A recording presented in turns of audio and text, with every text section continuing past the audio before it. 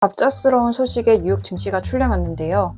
10일 트럼프 미국 대통령이 중국산 제품에 대한 대규모 관세 인상을 예고하면서 S&P 500 지수는 마이너스 2.7% 하락을 했고요. 나스닥 지수는 무려 3.6%나 떨어졌어요. 그동안 S&P 500과 코스피 모두 장중 최고치를 찍으며 지금이라도 주식을 시작해야 하나 고민했던 분들, 혹은 이미 투자 중이던 분들 모두 불안하실 건데요. 지금 이 하락 앞에서 어떤 선택을 해야 할까요? 충동적으로 손절하는 것이 맞을까요? 아니면 이 급격한 하락을 오히려 기회로 삼아 더 적극적으로 모아가야 할까요? 저는 절약을 하면서 꾸준히 모은 돈으로 미국 S&P 500 지수에 투자를 하고 있는데요. 이번에는 어떻게 대응을 할지 저의 전략을 공유드리려고 해요. 큰 수익률을 내지는 못하지만 꾸준히 하면 최소한의 경제적 안정감은 이룰 수 있을 것이라는 확신은 가지고 있어요. 우리가 지금 느끼는 이 관세 우려로 인한 증시 하락은 사실 올해 4월에도 있었어요. 트럼프 대통령이 2025년 4월 2일에 광범위한 관세 정책을 발표했을 때 시장은 대규모 충격에 휩싸였죠. 특히 4월 7일에는 고점 대비 약 10% 이상 하락하며 단기간의 공포 심리가 극에 달했는데요. 저는 그 폭락을 적립식 투자의 기회로 삼아서 매주 꾸준히 미국 주식 ETF를 모아갔어요. 그 결과 제가 진행하는 서과장 챌린지, 즉 매주 S&P 500 ETF를 사는 그 챌린지는 현재까지 수익률 14.55%를 기록하고 있는데요. 만약 4월 최저점에 처음 S&P 500을 한번 투자했다면 현재 최고점 기준으로는 약 39%의 놀라운 수익률을 기록했을 거예요. 결국 4월의 대폭락은 위기가 아니라 자산을 늘릴 수 있는 확실한 기회였어요. 이번 하락이 그때와 똑같다고 장담할 순 없어요. 하지만 주목할 점은 미국 증시가 크게 하락하자 트럼프 행정부가 4월 9일 관세 인상 조치를 잠정 중단하며 빠르게 시장을 진정시키려 했다는 거예요. 이후 S&P 500 지수는 반등에 성공해 5월 중순 연초 수준의 증시를 회복을 했는데요. 미국은 국민 대다수의 노후 자금이 시장과 연결되어 있기에 증시가 과도하게 빠지는 것을 정부가 용인하기 어려워요. 저는 불안한 감정으로 매매하는 것을 막기 위해 저만의 단순하고 명확한 매수 기준을 정했는데요. 바로 두 가지 지표를 활용하는 거예요.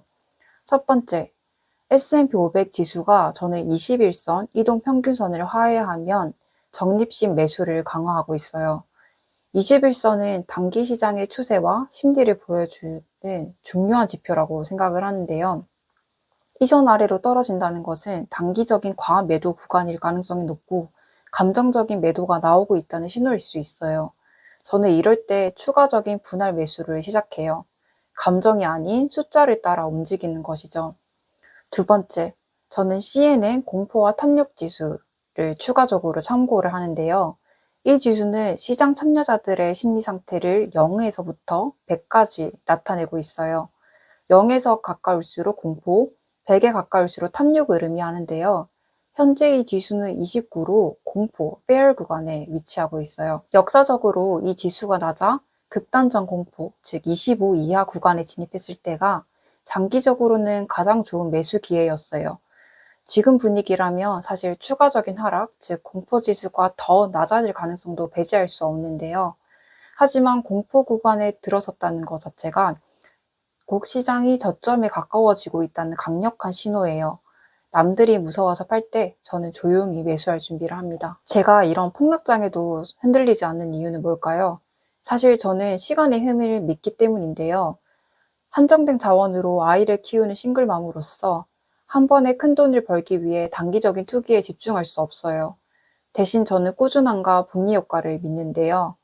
미래에셋 투자와 연금센터 자료에 따르면 S&P 500에 20년간 적립식 투자를 했을 때 일반 적금보다 더 많은 자산을 축적할 확률이 83%에 달한다고 해요. 연평균 12% 정도의 수익률을 가정하고 매달 100만 원씩 S&P 500에 꾸준히 투자한다면 20년 뒤에는 약 10억 원의 자산이 만들어질 수 있다는 시뮬레이션 결과도 있는데요. 100만 원이라는 돈이 20년 뒤 10억이 될 수 있는 마법, 바로 장기 투자 복리 효과입니다. 단기 하락에 연연하며 복리의 힘을 누릴 수 없어요. 저는 이 하락을 평균 매입 단가를 낮출 수 있는 절호의 기회로 활용할 뿐인데요. 하락장에서 더 많은 수량을 모아야 나중에 상승작으로 전환될 때 복리 효과가 극대화돼요. 최소한의 안정감은 경제적 실행력에서 빛을 발휘하더라고요. 저는 증시가 잠시 하락한 것에 실망하고 좌절하지 않고 저의 기준대로 S&P 500 ETF를 꾸준히 모아갈 생각이에요. 하락은 저에게 더 많은 자산을 싸게 모을 수 있는 세일 구간이기 때문이죠. 매주 S&P 500 한 주씩 매수하는 서가장 챌린지는 잠시 홀딩이 되었었는데 이번 하락장을 기회로 그동안 못 샀던 주식 수량을 더 채워나가려고 해요. 수익률의 변화가 궁금하신 분들은 커뮤니티 게시판을 참고해주세요. 앞으로도 제가 공부하고 실질적으로 도움이 된 재테크, 절약, 그리고 멘탈 관리 방법을 꾸준히 공유해 드리려고 해요. 흔들리지 않는 자산가로 함께 성장하고 싶으신 분들은 구독하고 직접 봐주세요. 오늘 영상이 좋으셨다면 좋아요와 구독도 잊지 말아주세요. 감사합니다.